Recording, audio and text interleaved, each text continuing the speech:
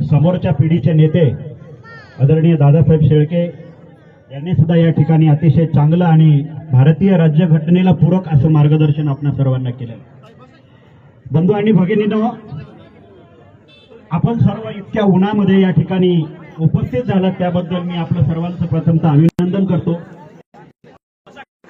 या ठिकाणी हा मोर्चा आयोजित करण्यासाठी मागच्या 15 दिवसापासून आमचे सर्वच मित्र, मी आता कोणाचं नाव घेणार नाही, पुन्हा प्रश्न उपस्थित राहतील, सर्वच मित्रांनी या ठिकाणी फार मोठे कष्ट घेतलेले आहेत।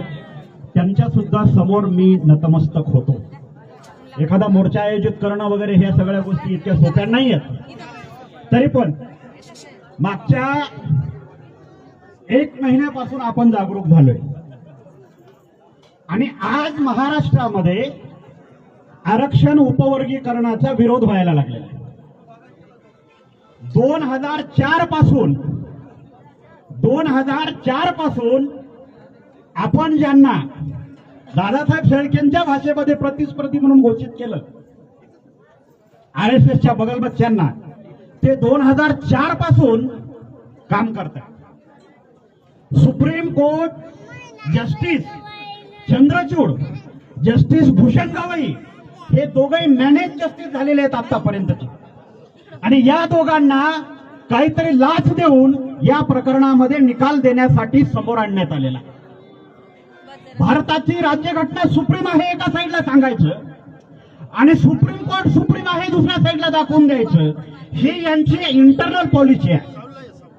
भारताच्या राज्यघटनेचं आर्टिकल 341 सरळ सांगतं की अनुसूचित जातीच्या आरक्षणामध्ये, अनुसूचित जातीच्या सूचीमध्ये, अनुसूचित जातीच्या भविष्यामध्ये, अनुसूचित जातींच्या लोकांच्या वर्तमानामध्ये, अनुसूचित जातीच्या लोकांच्या इतिहासामध्ये तुम्हाला कुठलाच बदल करण्याचा अधिकार जर राज्य सरकारला नसेल आणि तो अधिकार जर सुप्रीम कोर्ट देत असेल तर प्रथम या देशाचं सुप्रीम कोर्ट भारताच्या राज्यघटनेचा खून करते असं सरळ होतं। म्हणजे भारताच्या राज्यघटनेचा खून करून उदयास आलेलं हे आरक्षण वर्गीकरण काही लोक समर्थन म्हणून विरोध आहेत। म्हणजे हे भारताच्या राज्यघटनेच्या विरोधातले लोक आहेत सगळे। त्यांना भारताची राज्यघटना अशी उकळून फेकायची नाही तर ते मागच्या मार्गाने उकळून फेकतायत। आपली लोक पुढे करून फेकतायत। एकीकडे तुम्ही सांगता राज्यघटनेपेक्षा मोठं कोणीच नाही आणि तुम्ही राज्यघटनेला पायदळी तुडवताय, है ना। सुप्रीम कोर्टापेक्षा घटना मोठी आहे ना। मग घटनेमध्ये काय आहे की अनुसूचित जातीच्या कुठल्याही निर्णयासाठी पार्लमेंट किंवा राष्ट्रपती पाहिजे। सुप्रीम कोर्ट कुठून आला मध्येच? सुप्रीम कोर्ट सुप्रीम नाही आहे, इथं राज्यघटना सुप्रीम आहे आणि जोपर्यंत राज्यघटना सुप्रीम आहे म्हणून आपण लढत राहणार आहोत, तोपर्यंत आपण जिवंत आहोत। ज्या दिवशी राज्यघटनेचं सुप्रीमत्व संपल त्या दिवशी आपण संपलं म्हणून समजायचं। बाबासाहेब आंबेडकर एका भाषणात म्हणाले होते, if democracy is die it will be doom for us. जर लोकशाही मेली त्या दिवशी आपला सत्यानाश झाला म्हणून समजा।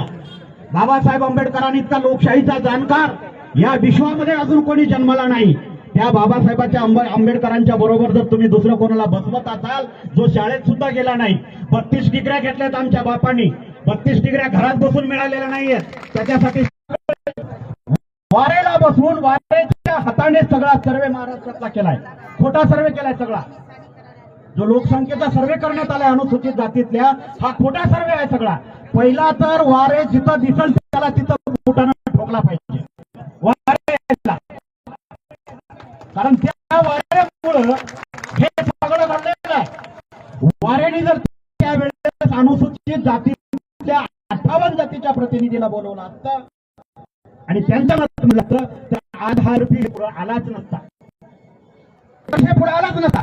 त्याच्यासोबत आस्वार नावाची बाई एक आहे, तिचा नवरा तिकडचा इकडची अशी काहीतरी ते प्रकरण आहे, त्याच्यात मला पडायचं नाही। पण भेसळ आहे, जिथं भेसळ आहे तिथं प्रॉब्लेम आहे।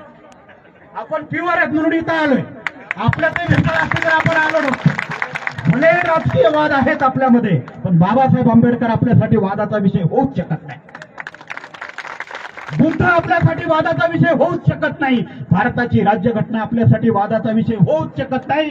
जिथं घटनेचा खून होतोय तिथं खून करणाऱ्याचे मुर्दे पाडण्याची जबाबदारी आपल्यावर। आणि आज जे काही चालले नाही, जे फडणवीस काल सुद्धा बोलला की आम्ही वर्गीकरण करणारच. फडणवीस, तू जर एका बापाची औलाद असेल ना, वर्गीकरण करूनच दाखव. देवेंद्र फडणवीस जर एका बापाची औलाद असेल त्यानं वर्गीकरण करून दाखवावं आणि हायकोर्टात आणि सुप्रीम कोर्टात टिकवून दाखवावं. चॅलेंज आहे आमचं.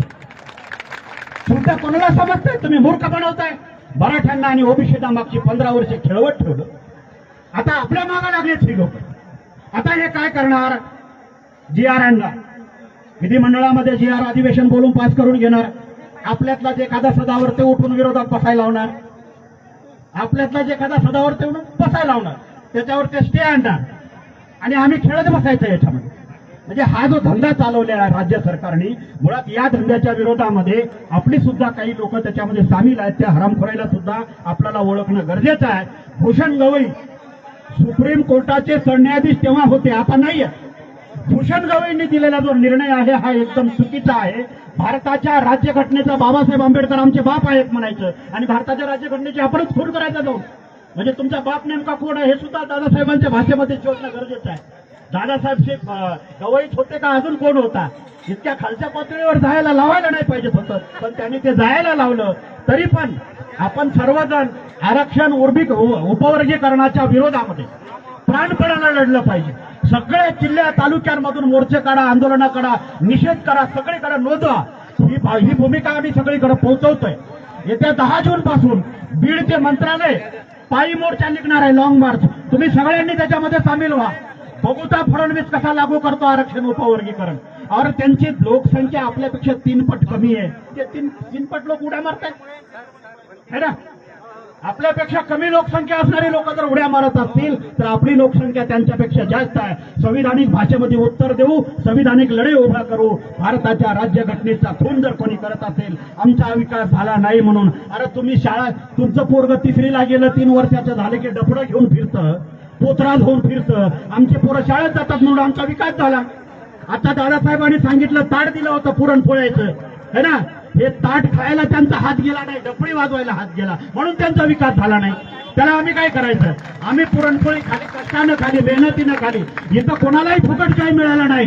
बाबासाहेब आंबेडकरांच्या चळवळीनं संघर्ष करायला शिकवलाय, शिकायला शिकवलंय. शिक्षण घेऊन आम्ही मोठे झालेलो आहोत, कोणाच्या उपकारावर आम्ही मोठे झालो नाही. त्यामुळं राख सांभाळून ठेवा, राख सांभाळून ठेवा. राख झालेल्या घरांची राख सांभाळून ठेवा. राख झालेल्या घरांची संपली नाही लढाई, यार हो नामांतराची. जाळलं गेला तरी सोडलो नाही तुला, तोडले गेलो तरी सोडलो नाही तुला. घे वसंता उद्ध्वस्त झालेल्या या घरांची वंदना, भीमराया घे तुझ्या या लेकरांची वंदना. भीमराया घे तुझ्या या लेकरांची वंदना. नमो बुद्धाय. जय भीम, जय भारत, जय अशोका. धन्यवाद दादा. यानंतर पूजनीय भंते